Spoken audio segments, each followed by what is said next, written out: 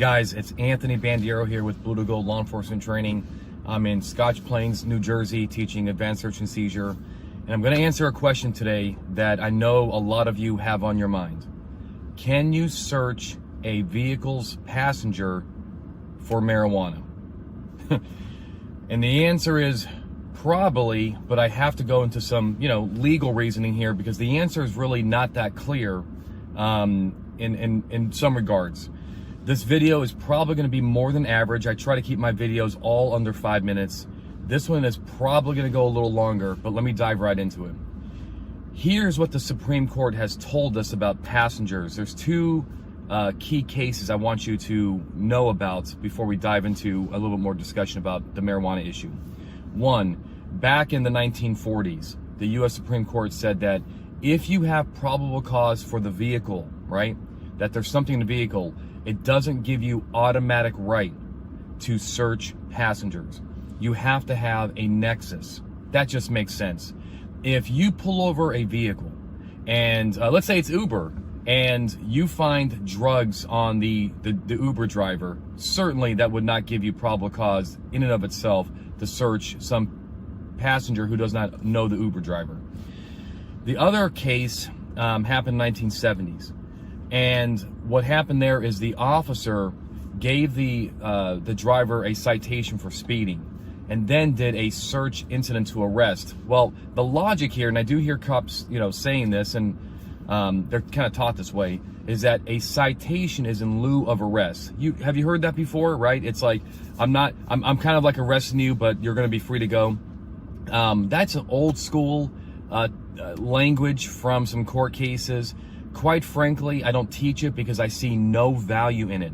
Even if you have an arrestable offense, let's say a suspended license, and your state allows you to arrest somebody for a suspended license, but you are just going to cite and release them, you get none of the benefits of an arrest. You get no search, you have to be diligent in your time, and so forth. So there's no value in saying it's in lieu of arrest from our perspective, from the law enforcement perspective. Maybe academically it's in lieu of arrest. Let the prosecutors enjoy that doctrine if it gives them anything, but for you, it gives you nothing. You either have an arrest or you don't. If you don't have an arrest, it's treated like a Terry stop, even though you're citing the person. All right, now let's move into the marijuana discussion. If you have probable cause that a passenger has drugs on them, like marijuana, and you are not intending to arrest, that's where the problem comes in. When you do a search of somebody's person, and it's not for weapons, that is arrest-like.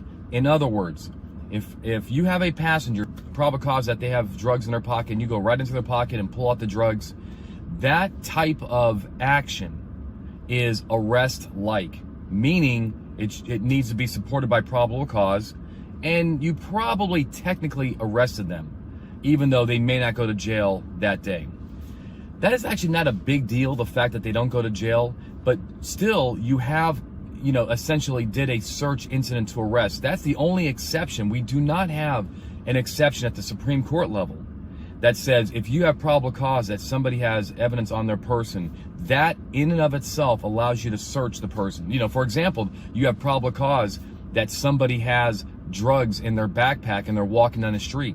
Do you have automatic authority to stop the person and search the backpack under some recognized exception or search warrant requirement? The answer is no.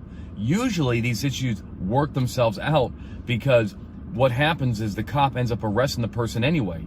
And so what the courts would say is that search was contemporaneous with the arrest. In other words, a search incident to arrest does not have to occur only after the formal arrest of putting handcuffs on a person. You can search them right before the arrest as long as the time is contemporaneous. So let's go back to the passenger. If you are going to search the passenger, it's either going to be an arrest or it's going to be exigency. So here's what I teach my students.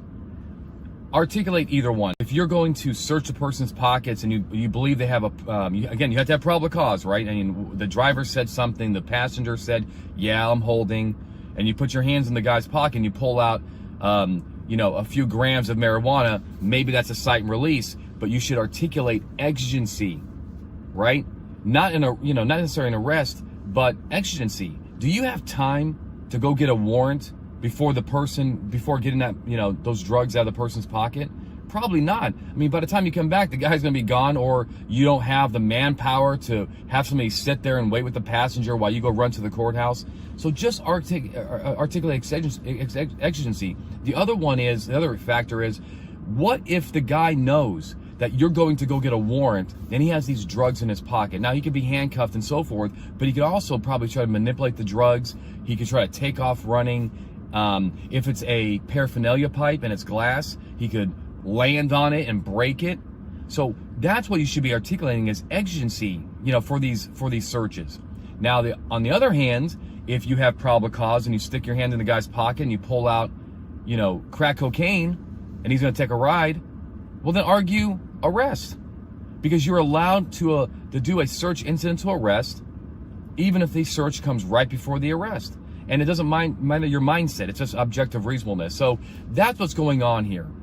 It's more complicated than you probably thought, because the reason is most states do not have cases directly allowing cops to just, with probable cause for marijuana, to go right into the guy's pocket and grab it out. The only state that I've seen that has this is Colorado.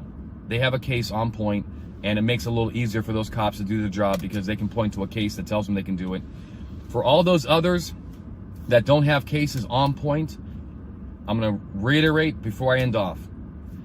If you have probable cause that the passenger has drugs because of your investigation, again, not just because there's automatically drugs in the vehicle, that means the passengers can be searched. You have to have the nexus. What would you tell the judge of why you believe the passenger has narcotics? Probably not that hard, but you better do that leap first. And then, once you have probable cause, articulate one of two things. One, you made the arrest, which would be in the report that you arrested him, or if you didn't arrest him, exigency, that you had exigency due to the nature of the evidence and the circumstances of where the stop is, and you just don't have time to go get a warrant.